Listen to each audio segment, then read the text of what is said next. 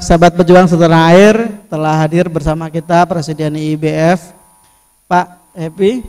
Langsung aja ya Pak ya. Iya, silakan. Jadi Pak, memang tadi dengan Kang Nurjaya sudah banyak berbincang tentang hutang dan tentang bisnis gitu. Bahkan sampai Kang Nurjaya itu takut gitu, wah aku nggak mau pakai utang lagi lah gitu. Udah nggak mikir ini bener enggak gitu. Nah menurut IIBF gimana sih Pak? Utang itu boleh nggak sih Pak? Iya, Mas Sodik, terima kasih. Juga terima kasih kepada Kang Nurjaya yang masih ada di sini. Luar biasa sekali ini. Kalau ingin tahu karakter lengkap dari IIBF yang ingin dibangun tuh kira-kira kayak Kang Nurjaya itu. Ya. Jadi di dalam IIBF banyak orang yang masuk ke IIBF ini kan kaget-kaget. Wah, tiba-tiba utang itu harus ditinggal. Wah, nggak boleh pakai utang. Wah, kita harus likuidasi. Wah, begini begitu dan sebagainya. Nah, sebenarnya begini, bisnis itu seperti kehidupan manusia, ya. Kehidupan manusia itu ketika awal-awal dia dilahirkan masih bayi, ya kan? Kemudian dia tumbuh menjadi anak-anak, kemudian tumbuh dewasa. Udah dewasa kadang-kadang sakit juga, kemudian tua dan begitu seterusnya, dan terakhir mati gitu. Jadi kalau kita ngomong bisnis mati itu wajar aja gitu. Cuma sama seperti orang, ada nggak kalau orang yang nggak mati? Nggak ada gitu, mati semua. Bisnis apalagi gitu kan? Banyak orang nggak suka kalau dia ngomong bisnis mati, tapi kenyataannya bisnis ya mati gitu. Ada nggak bisnis yang usianya itu 1000 tahun? Nggak ada sampai hari ini. Ada sedikit 400 tahun, itu Budweiser itu di Amerika itu 400 tahun ya, bir dia bikin. Nah, cuman kadang-kadang yang kita pertanyakan kan kapan matinya, ya enggak gitu. Kalau matinya terlalu mati muda dibicarakan orang gitu kan, wah ini baru anak-anak udah mati gitu. Nah itu yang kita nggak inginkan. Kalau bisa ya mati, ya nantilah kita nggak lihat lah matinya bisnis kita, ya anak-anak kita, mungkin cucu kita. Kalau cucu kita udah nggak mau ya mati juga gitu. Nah, cuman yang kurang ajar ini kan kitanya belum mati, bisnisnya udah mati gitu. Jadi seperti itu sebuah siklus.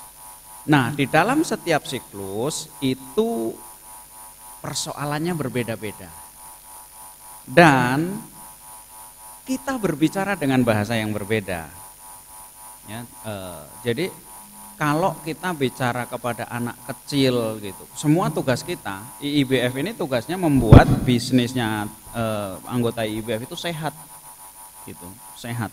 Tetapi kata sehat itu, rumus untuk sehat itu tidak sama antara satu dengan yang lain, ya kayak anak kecil tadi gitu. Kalau kita ngomong sehat, Kang Nurjaya kalau bicara konsep sehat itu apa gitu kan, dia bersepeda keliling Bandung gitu. Masa sih anak kita baru lahir suruh bersepeda keliling Bandung gitu, yang ada mati juga gitu. Kalau misalnya adiknya Kang Nurjaya yang sekarang lagi katakanlah lagi nggak sehat, meriang, suruh keliling Bandung tambah meriang juga gitu. Nah begitu juga IIBF. IIBF itu memberikan konsep itu sesuai dengan keadaannya gitu. Ada perusahaan startup, ada perusahaan yang lagi berkembang, ada perusahaan yang lagi falling down gitu, jadi dia tuh lagi jatuh gitu, lagi sakit. Itu rumusnya berbeda-beda. Maka ketika kita bicara utang nih contohnya ya, saya selalu mengatakan begini, udah apa sih, banyak orang ketika utang itu ketika dia lagi jatuh, sangat jatuh, itu dengan segala cara dia tutupin utang-utang itu. Akibatnya kenapa? Karena takut call-nya itu menjadi jelek gitu. Nah ini menjadi sebuah rumus yang sangat berbahaya kalau itu dilakukan terus, karena terjadi di sana itu namanya panic financing. Jadi orang itu membayar utang itu dengan segala cara, bahkan utang rentenir, utang itu segala cara, maka akhirnya itu tambah susah. Nah, IIBF mengatakan kepada orang-orang seperti ini, ngapain sih kamu takut gitu. Udahlah gitu, mau call 3, call 4 nggak ada rasanya kok gitu.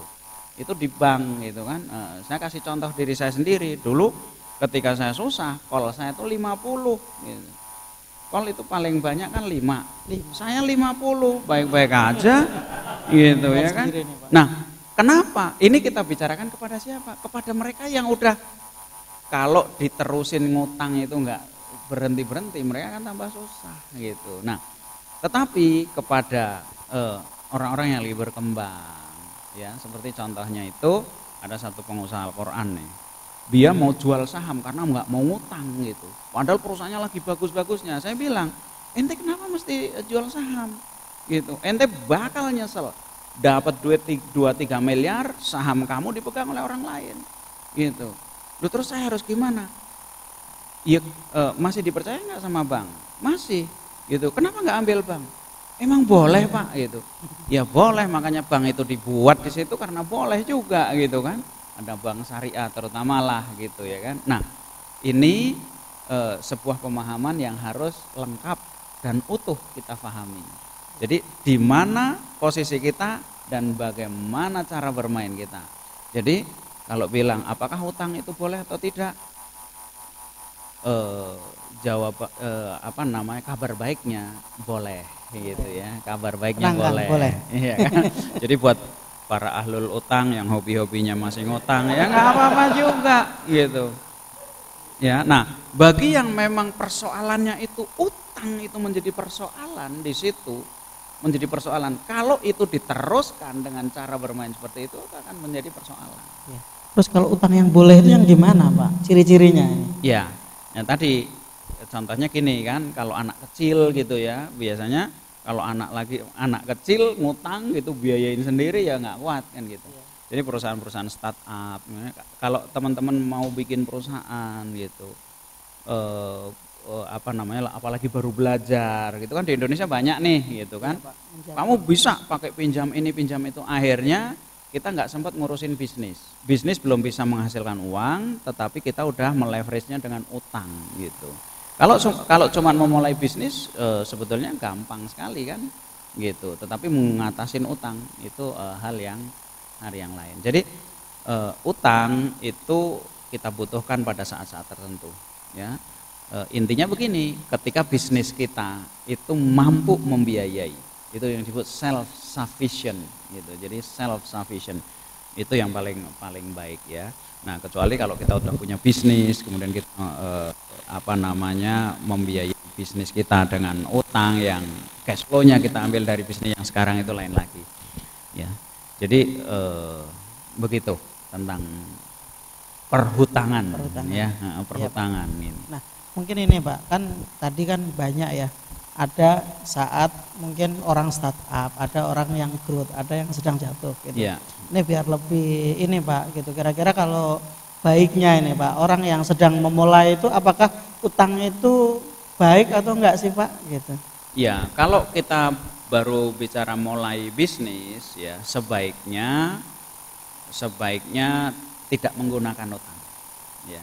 Kenapa? Karena di dalam bisnis yang sedang kita mulai, kita ini banyak yang harus dipikirkan, terutama bagaimana kita itu ngurusin jualan ya kan, bagaimana positioning kita, siapa yang harus kita target untuk menghasilkan sales itu sendiri, itu masih sebuah perjalanan gitu loh. Bagaimana kita mengatasi persaingan gitu, bagaimana orang-orang yang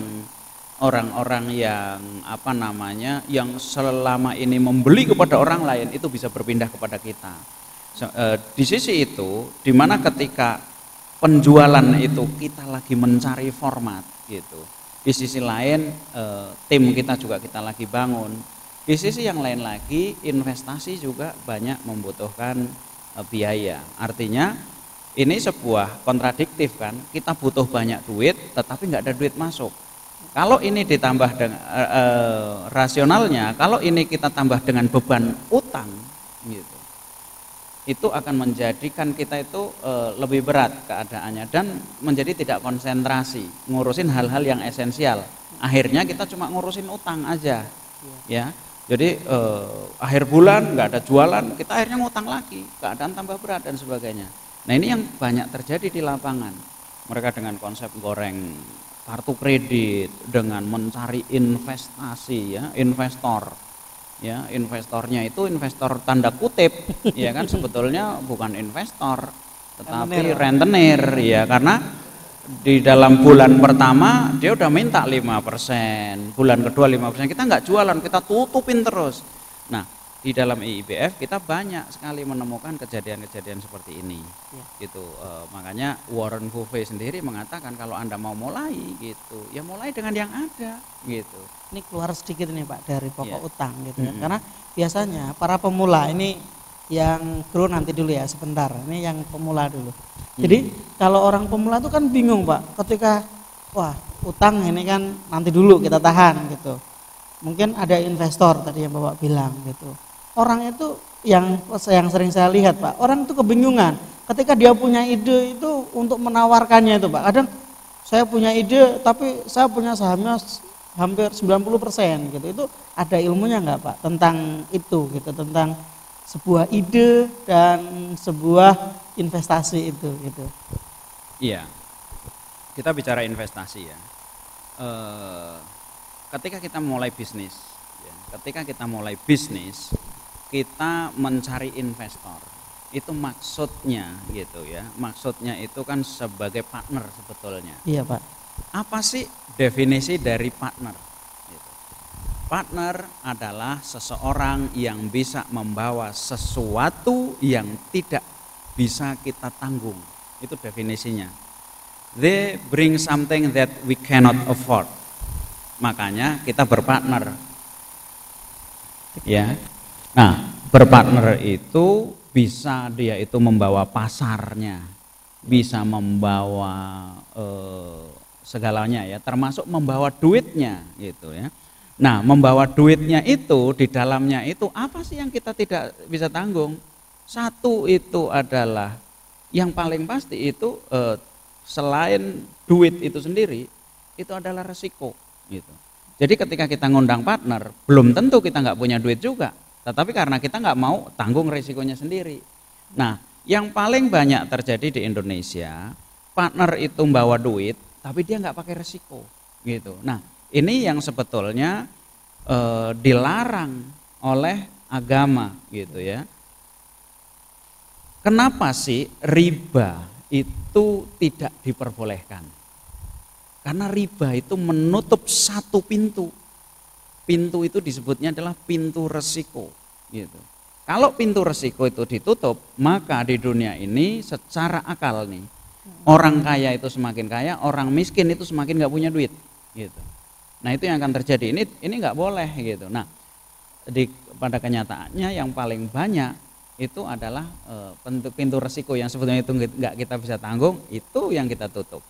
Jadi mereka yang kita anggap sebagai partner, sebagai investor, ternyata bukan partner atau investor yang kita maksud, tetapi mereka dalam keadaan apapun gitu, kita harus memberikan return 5% dan sebagainya. Iya. Itu dari sisi investasinya, ya. Kemudian kalau dari sisi ide, saya berkali-kali mengatakan bahwa di dalam bangun bisnis itu bukan persoalan ide, ya. Contoh nih Kang Nurjaya, jualan marmer gitu kan, gitu. Udah kemana-mana, baliknya ke marmer lagi aja. Ya, sama seperti saya tadi bicara dengan teman saya ada dari Jerman. Dia mengatakan, Pak Epi apa nggak pingin sih gitu bisnis di industri yang lain gitu. Kalau di sawit kok cepet banget gitu mutusin, karena ya familiarnya di situ gitu. Familiar dari mulai dulu dari zaman kontraktornya memang di sana gitu. Jadi ada satu hal di balik ide ya, di balik ide. Satu hal ini yang banyak dilupakan orang. Ya, dan satu hal itu namanya adalah kompetensi. Kompetensi itu gabungan dari banyak hal. Dari pengalaman ya, dari passionate gitu ya, dari resources ya. Resources itu kayak Kang Nurjaya Begitu ngomongin batu gampang banget gitu. Udah kepikir gunung ini, gunung itu, gunung ini gitu kan. Kita setiap lihat gunung kita nggak tahu apa yang dikerjain. Ya, Kang Nurjaya itu tahu aja gitu. Iya. Jadi beliau paling seneng itu. Nah, Lihat itu yang gunung disebut itu, Pak. kompetensi, ya. Makanya kalau ada orang nawarin proposal nih gitu, wah ini ide bagus nih. Saya pernah, Bapak mau invest nggak? Kalau nggak invest, kalau nggak yakin, nggak jelas mau invest, saya nggak akan kasih. Ya saya bilang simpen aja dah situ idenya, gitu. Ngapain? Gitu. Malah kita ngelihat ide aja belum mau kita suruh invest, gitu kan? Iya. Gitu. Nah, ide banyak, gitu. Tetapi ide tidak mengantarkan kita kepada kemana-mana, gitu. Iya. Kalau nggak membangun kompetensi. Iya Pak. Nah itu kalau tadi kan ada beberapa contoh yang Bapak sampaikan kayak pengusaha Al-Quran itu gitu. Sebenarnya utang itu seberapa ini sih Pak? Seberapa bersahabat buat bisnis yang sedang growth, atau mungkin ada catatan-catatan kakinya gitu. Kapan sih sebenarnya utang ini boleh atau nggak boleh gitu Pak? Ya, jadi begini, bahwa untuk membangun bisnis, ya, jadi orang bilang begini, to make money, you need money, gitu. Jadi untuk membuat uang, Anda membutuhkan uang. Banyak dipikir bahwa uang itu harus uang kita, gitu. Kenyataannya tidak, ya. Saya pernah ketemu dengan seorang di Indonesia di sini ya, yang asetnya tuh hari ini itu luar biasa, dia mencapai ratusan triliun ya. Itu dia mengatakan begini, wah kalau bisnis pakai duit sendiri mah bukan bisnis namanya. Dia sampai begitu ya, sampai gitunya gitu ya. Bisnis kalau pakai duit mah bukan bisnis namanya. Saya rasa itu dia lagi meyakinkan dirinya sendiri ya, karena banyak orang juga males kalau bisnis sama dia mesti nggak dibayar gitu. Gitu. Nah, tapi kita mencari yang keseimbangan. Nah, posisi utang itu di mana? Posisi utang itu di dalam ini adalah uang yang kita butuhkan untuk membangun bisnis kita, yang kita sebut sebagai other people money, ya kan? Jadi uangnya orang lain. Itu salah satunya utang. Nah, persoalannya di dalam dunia bisnis, terutama di Indonesia, orang hanya familiar yang namanya OPM itu, other people money itu hanya utang. Padahal enggak hanya utang, banyak banget. Anda lihat itu sekarang banyak kan membangun properti, enggak pakai modal, enggak pakai duit. Sebetulnya pakai duit, cuman bukan duit sendiri. Duit siapa? Bahkan ada yang enggak pakai bank, gitu, saking canggihnya ya. Saya membeli properti di di daerah Cawang itu, dia nggak pakai duit bank sama sekali. Itu duit siapa dia? Dia pakai duitnya supplier, pakai duitnya customer gitu. Nah, yang kita sebutkan berarti ada berapa sekarang? Ada bank, ada supplier, ada customer, ada apa lagi? Ada partner. Padahal di dalam sumber-sumber keuangan ini itu ada banyak, tidak terbatas. Sumbernya itu tidak terbatas. Maka ada sebuah teori yang disebut creative financing, itu seperti ini gitu. Jadi kita bisa membiayai bisnis kita, ya kita mesti kerja keras lah gitu. Tapi paling gampang dari semua itu adalah utang. Itu paling gampang, apalagi kalau utangnya riba. Utang riba. Ya. Baik Pak, kita ini diskusi sangat menarik, tapi kita mesti break sebentar dan kita akan kembali beberapa saat lagi.